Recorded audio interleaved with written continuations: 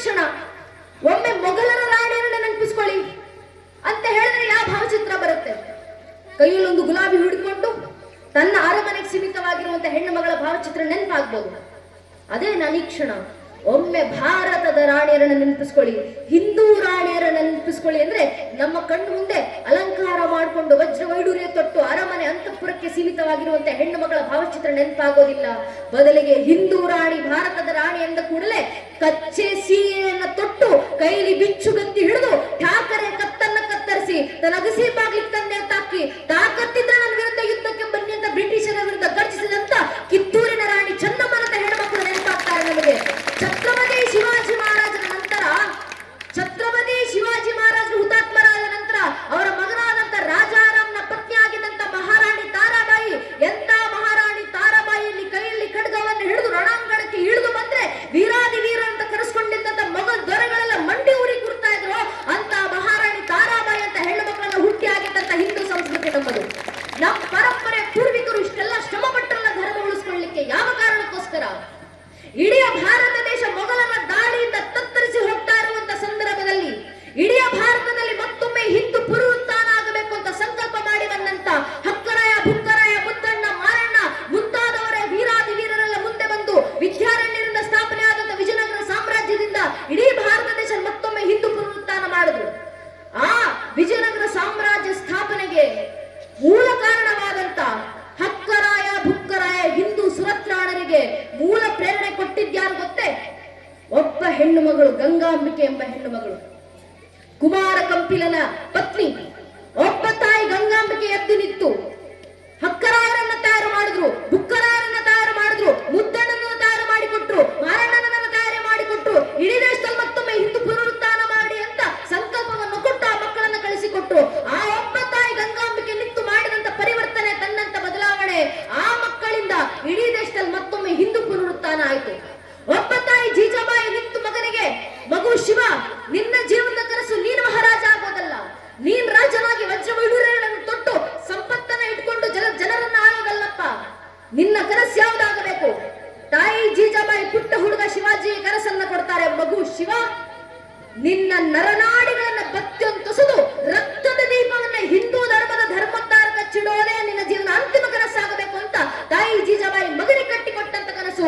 ಪರಿಣಾಮ ಛತ್ರಪತಿ ಶಿವಾಜಿ ಮಹಾರಾಜ್ ಎದ್ದು ಬಂದು ಅದೇ ವಿಜಯನಗರ ಸಾಮ್ರಾಜ್ಯದ ಪ್ರೇರಣೆಯನ್ನು ಪಡೆದು ಮತ್ತೊಮ್ಮೆ ದೇಶದಲ್ಲಿ ಹಿಂದೂ ಪುನರುತ್ಥಾನಕ್ಕೆ ಸಂಕಲ್ಪವನ್ನು ತೊಟ್ಟು ಸಂಕಲ್ಪವನ್ನು ಸಾಕಾರಗೊಳಿಸಿದ್ರು. ಎಷ್ಟು ಜನ ವೀರಾದಿ ವೀರರೆಲ್ಲ ಬಂದಿದ್ದಾರೆ. ಹಕ್ಕರಾಯರು ಬಂದ್ರು, ಬುಕ್ಕರಾಯರು ಬಂದು, ಸಂಗೊಳ್ಳಿ ರಾಯಣರಂತ ವೀರಾದಿ ವೀರರೆಲ್ಲ ಬಂದ್ರು. ಸಂಗೊಳ್ಳಿ ರಾಯಣರು ತೋರಿದಂತಹ ದಿಟ್ಟತನ, ಎಂಥ ದಿಟ್ಟತನ ಸ್ವಾಮಿ!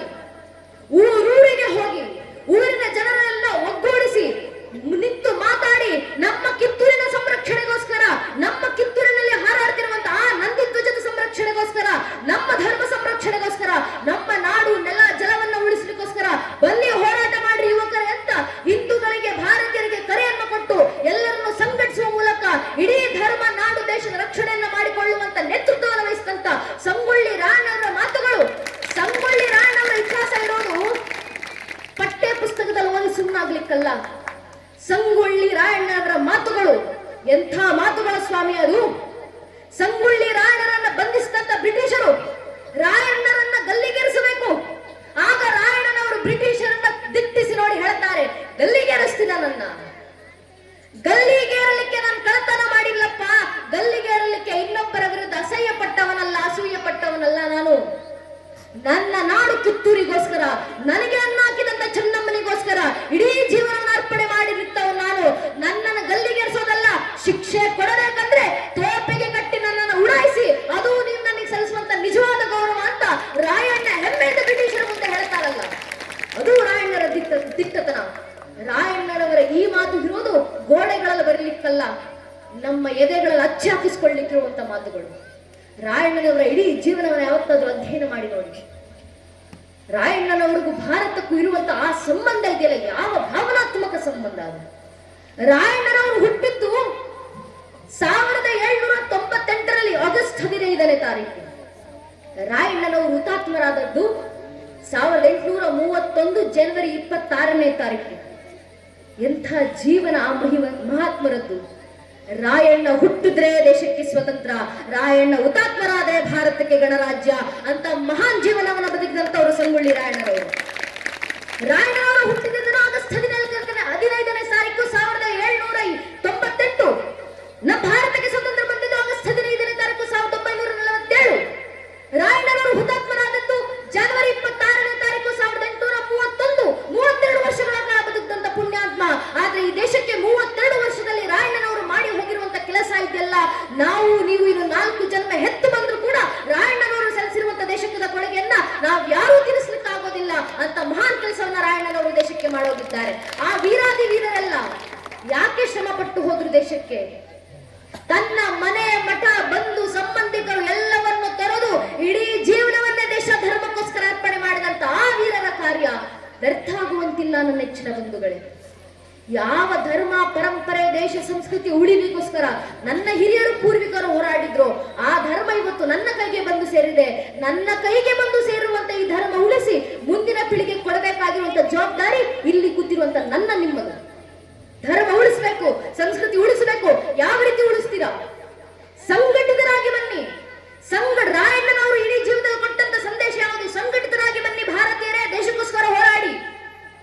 ತಾಯಿ ಚೆನ್ನಮ್ಮ ಮುಂದೆ ನಿಂತು 10 ಊರುಗಳನ್ನ ಸಂಘಟನೆ ಮಾಡಿ, ಅಲ್ಲಿನ ಸಾಮಂತ ರಾಜರನ್ನೆಲ್ಲ ಸಂಘಟನೆ ಮಾಡಿ ಹೋರಾಟಕ್ಕೆ ನಿಂತ್ರಲ್ಲ, ಸಂಘಟಿತ ಬಲ.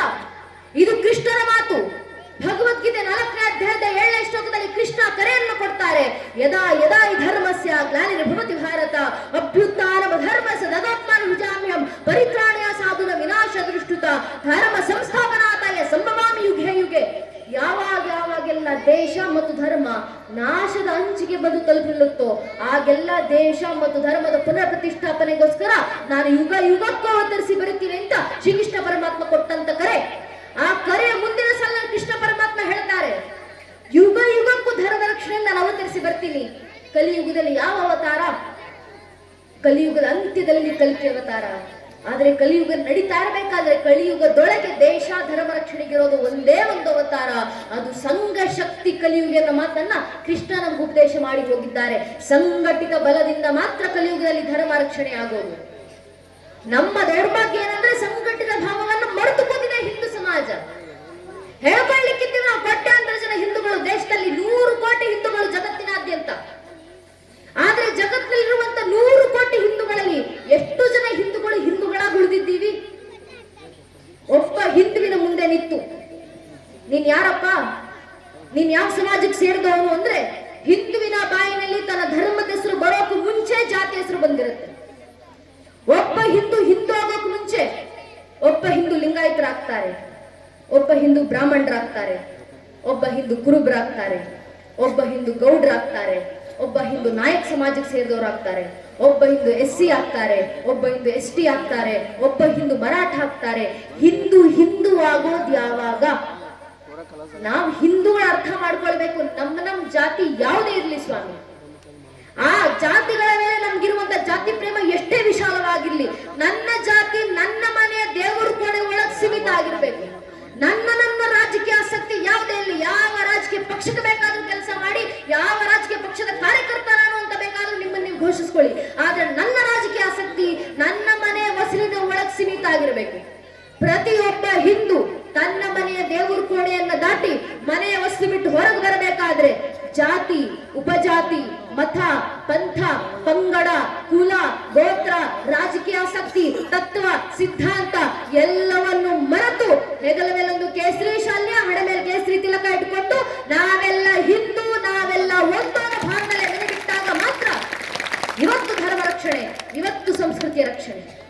ಆ ಸಂಘಟಿತ ಭಾವ ಎಲ್ಲಿವರೆಗೂ ನಮ್ಮಲ್ಲಿ ಬರೋದಿಲ್ವೋ ಅಲ್ಲಿವರೆಗೂ ದೇಶದ ಪರಂಪರೆಯನ್ನು ಉಳಿಸ್ಕೊಳ್ಳಿಕ್ಕೆ ಆಗೋದಿಲ್ಲ, ನಮ್ಮ ಸಂಸ್ಕೃತಿಯನ್ನು ಉಳಿಸ್ಕೊಳ್ಳಿಕ್ಕೆ ಆಗೋದಿಲ್ಲ. ನಮ್ಮ ಪೂರ್ವಿಕರು ಶಾಸ್ತ್ರಗಳಲ್ಲೇ ಬರೆದಂತ ಮಾತು, ಅಪಾರ ಭೂಮಿ ವಿಸ್ತಾರ ಭಗಣ್ಯ ಜನಸಂಕುಲ ರಾಷ್ಟ್ರ ಸಂಘಟನೆಯ ಪ್ರಭವೇನಾತ್ಮ ರಕ್ಷಣೆ. ತುದಿಗಾಣದಷ್ಟು ಅಪಾರವಾದಂತ ಭೂಭಾಗ, ಆ ಭೂವಿಸ್ತಾರದೊಳಗೆ ಅಗಣ್ಯವಾದಂತ ಜನರ ಸಂಖ್ಯೆ.